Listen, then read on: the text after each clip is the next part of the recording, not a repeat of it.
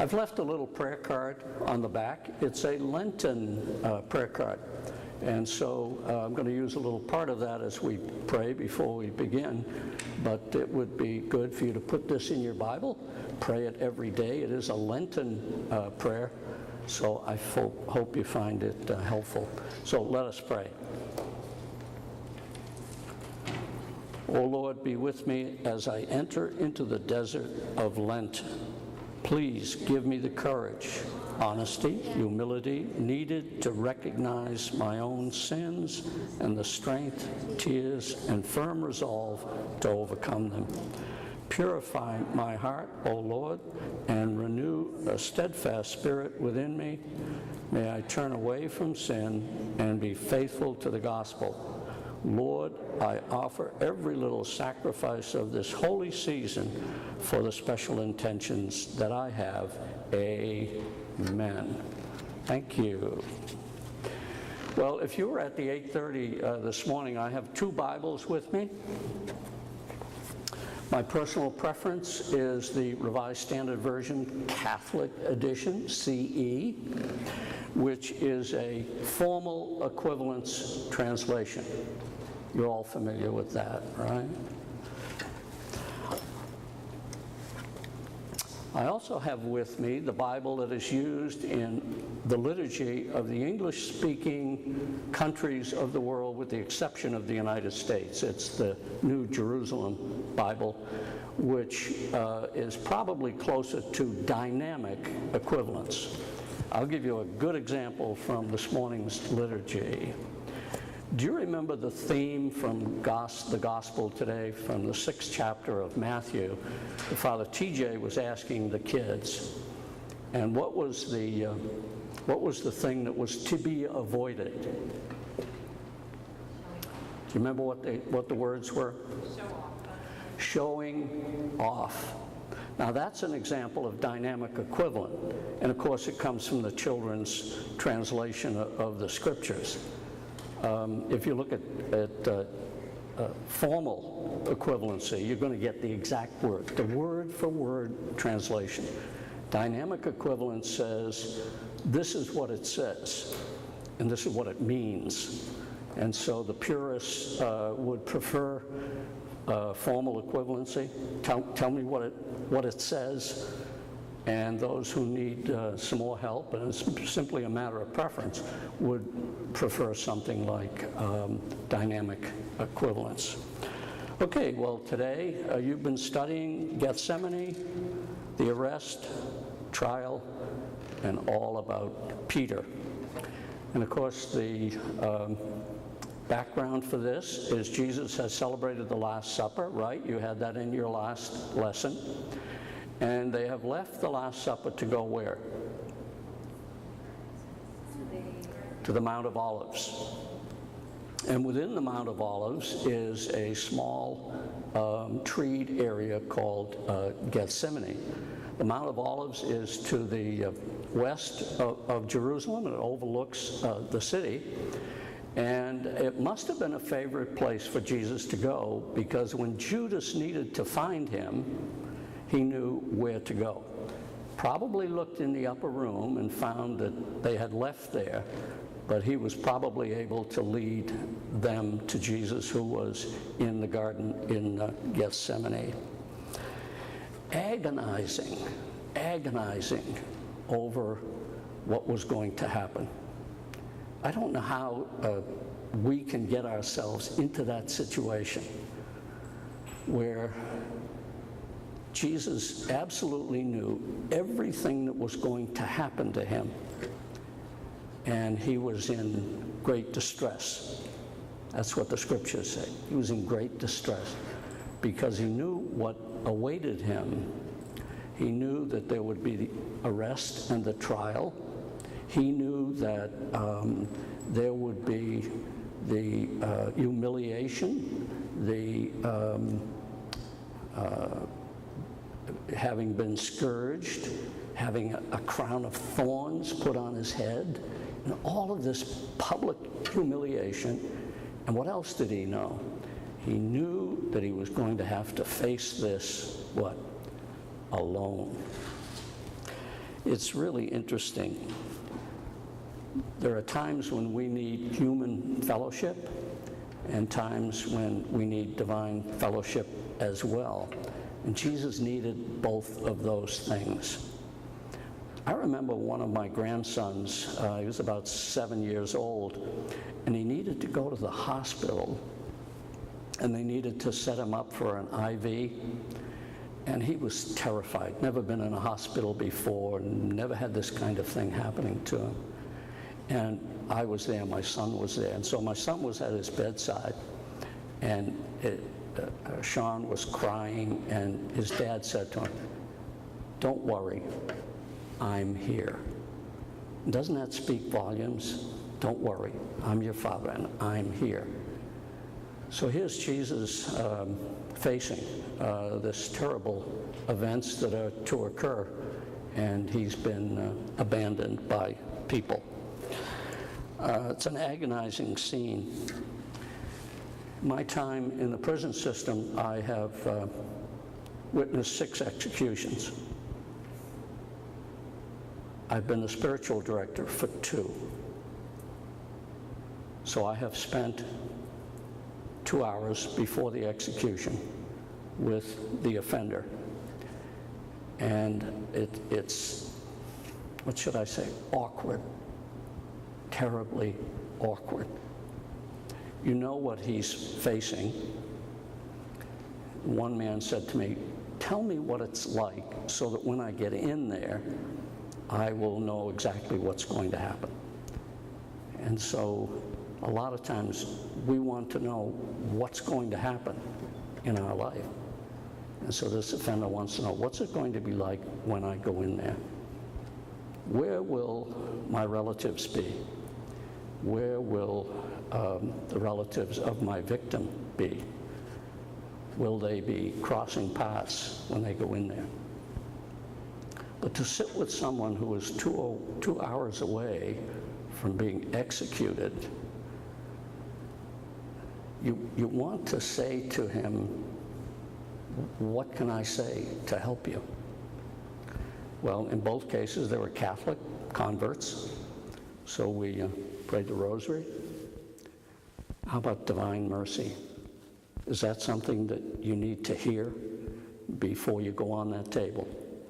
And they administer the drugs. When they administer the drugs, the first thing that's administered is a sedative. The second thing collapses the lungs. The third thing stops the heart. And within a few minutes, it's over. And it is stunning. Stunning.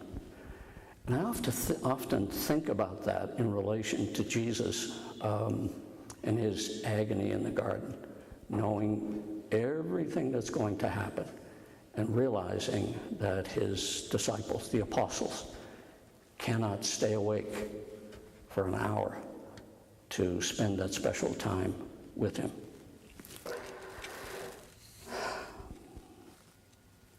Do you remember when Jesus went to the desert and had his temptation? By the way, if you look in Mark's gospel, it's 2 verses. It's over a dozen in Matthew, much greater detail. But Mark is all about putting the events out there, rapido. And so he presents that. Do you remember in the book of Genesis, we're told that Satan was a murderer from the beginning? And what's that referring to? He was a murderer from the beginning. Jesus instructed Adam and Eve, you can do anything you want here, but to not eat from the fruit of the tree of knowledge of good and evil, or else what will happen? You will die. Well, they didn't die physically, but they died spiritually. And so we inherited from them the original sin that all of us get relief through baptism. betrayal, and disloyalty. I can't think of anything that is more hurtful, harmful, than to find that someone has been disloyal to you. And so Jesus is in the Garden of Gethsemane. The soldiers who support the Jewish legal system are there to arrest him. And he is greeted by Judas with a what? How does Judas identify Jesus? With a kiss. The very thing that conveys love and affection is used to betray Jesus. The feeling of disloyalty, I guess the closest thing I can come to that is having talked with couples who've experienced infidelity in their marriage, and the same kind of pain that disloyalty brings up for them. And so this is a terrible thing, not only to be abandoned by all of his apostles, abandoned by all of his followers, but then to be given up by one of his apostles and identified with a kiss. Why do you think they needed to identify Jesus at all? At this point, he's very popular, was he not? Did you hear the gospel from last Sunday? People were all crowded in this house wanting to hear from him because his reputation was known far and wide. Well, the only thing I can think of is that the way they dressed back then, there wasn't a Kohl's department store. Everybody looked pretty much the same. All the men had one of those furry things in front. They all had beards. And not wanting to arrest the wrong person, they needed what? Positive identification, which is what Judas went ahead and did. Identified Jesus, and does so terribly with a kiss. Betrayal. Anybody remember the movie A Man for All Seasons? Remember that movie? Marvelous, 8 or 10 Academy Awards. It's all about Thomas More. And Thomas More has false testimony given by Richard Rich. Richard Rich is someone who Thomas More had taken into his home, kind of adopted, helped to raise him, and in the end, Richard Rich provides false testimony against him. As they're leaving the courtroom, Richard Rich is dressed resplendently. He has very beautiful clothes on. He has a big medallion around his neck.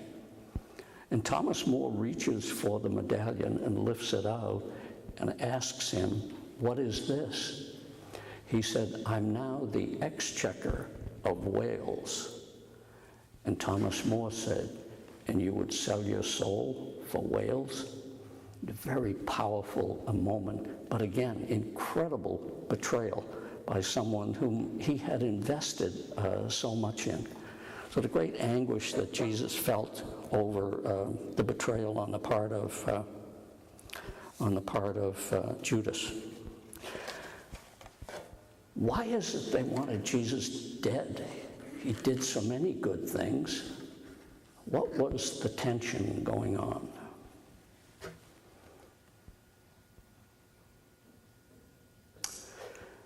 Jesus was attracting large crowds. His orthodoxy was being questioned, and he had a few things to say to the scribes and Pharisees. "You brood of vipers, you whitewashed sepulchres, white on the outside, but corrupt on the inside. You love to walk around with long robes and tassels and have preferred places in the synagogue." I used to work in a synagogue. Isn't that great? Gentile kid working in a synagogue. Well, if you work in an Orthodox synagogue, you need a Gentile because everything is work. Light switches? Opening doors? Aha! So, on Friday at sundown until Saturday at sundown, the most powerful person in the synagogue was who? Me. And all you would hear is, where is that Gentile kid to open doors and do things? There were people who showed up on Rosh Hashanah, the New Year, high holidays, and they would occupy in the balcony the first row of seats. And one of the ways that the synagogue supported itself was to have people pay for their seats. And so I saw these people once a year sitting in that front row, and I often thought about some of the gospel talking about, you prefer those seats in the synagogue to be shown, to let people see your piety, to let people see your holiness. I'm up there in the front row. Anybody familiar with seat money? Anybody from back east familiar with seat money? There are some churches in the east that when you go into the church, there's a table there, and people put a coin, usually 25 cents or 50 cents, and it's called seat money. And it's the worst possible symbol. You shouldn't have to pay to come into church, right? Well-intentioned. It was a way of raising money to support the church, but the imagery is awful, awful. You shouldn't have to pay to get into church.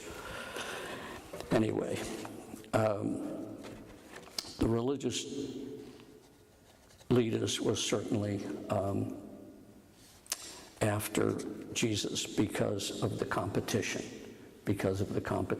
Jesus is drawing loud crowds, and he is pointing out to them that their spirituality doesn't run very deep. And so that caused them to certainly see him as a threat. In Mark chapter 14, verses 51 and 52, we meet a mysterious person with a sheet. They pull the sheet off and he runs away. Deacon. You read the lesson. Okay. Who is that? Speculation is that it is John Mark. John being his Jewish name, Mark being his Greek name. This is John Mark. He must have been pretty young. When was this gospel written? First one. Pardon?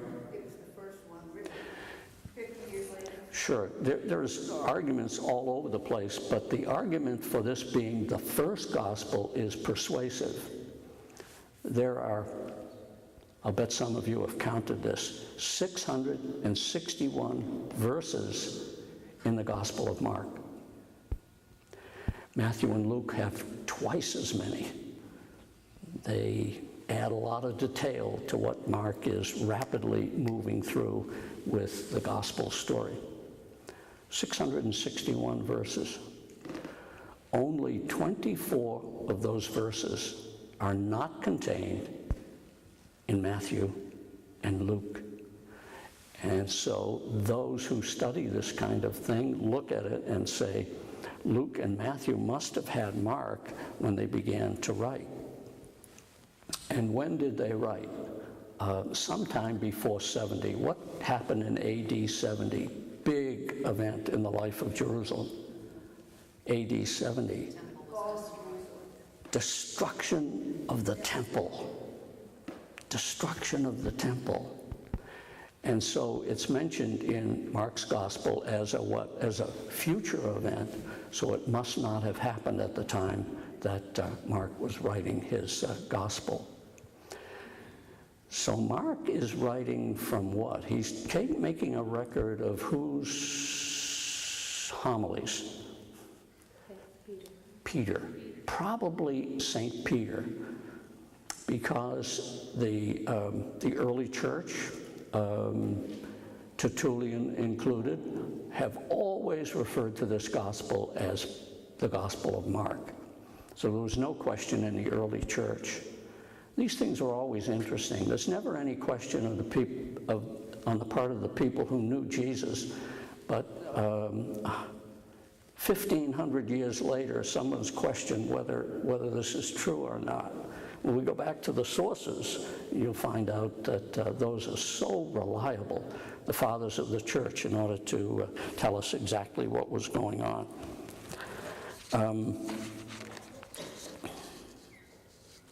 And so Mark makes his appearance. He also appears in the Acts of the Apostles. He becomes an apostle himself. He accompanies who? He accompanies St. Paul on his missionary journeys. He is a nephew of Barnabas, and so when Barnabas and Paul set out on their first missionary journey, he accompanies them. Okay, I'm running out of time. I'm going to quickly jump to the trial. Jesus is on trial. One very interesting fact about that takes place at night, right? And according to Jewish law, it shouldn't happen that way. It shouldn't happen in somebody's courtyard. It should happen in a courtroom. But it doesn't. It happens at night. Now, I've been in a few courtrooms, not as the defendant. I've supported a lot of people who've had rehearings and all that kind of thing. What's the role of the judge? What does a judge do? He judges, right? He doesn't ask questions. And yet this judge says to Jesus, "Are you the anointed one?"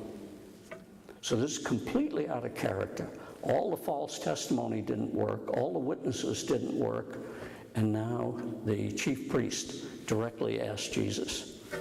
And you realize that the answer that he's looking at means what? Life or death. He could easily have wordsmithed.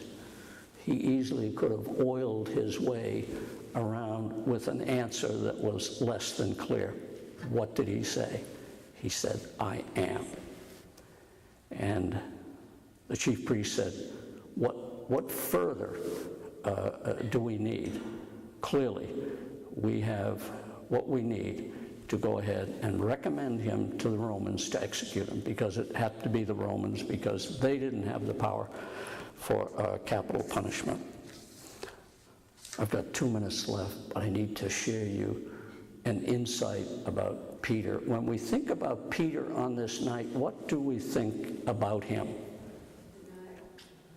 He denied him, and we think he was a coward, right? How about the fact that he drew his sword in defense of Jesus? Is that the act of a coward? How about going to the high priest's courtyard? Would that be a safe place to go? So Peter exhibits a lot of courage. Tragically, unfortunately, at the last moment, he loses his nerve. Can all of us relate to that? At some point in our life, we've lost our nerve. So I want to resurrect Peter's reputation a little bit by saying that he was courageous enough to show up in that courtyard, courageous enough to want to defend Christ with his sword. But unfortunately, when it came down to the last minute, he was unable to see it through.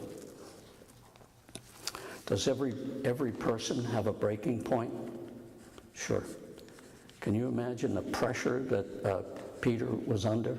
And so it's easy for us to look at him and say, look how he failed Christ. And can we look at ourselves and say, Have I ever failed Christ at key moments in my life? And that's the beauty of having a gospel that shows us these incidences and these people so that we can look within our own lives and say, Lord, help me the next time that I'm in a situation where I need to speak for you, to stand for you, and give me the courage to go ahead and do it. I'm sorry, but I have the 12 o'clock service. I go where I'm sent. I do what I'm told to do. And the name for that is Deacon. Deacon. Thank you very much.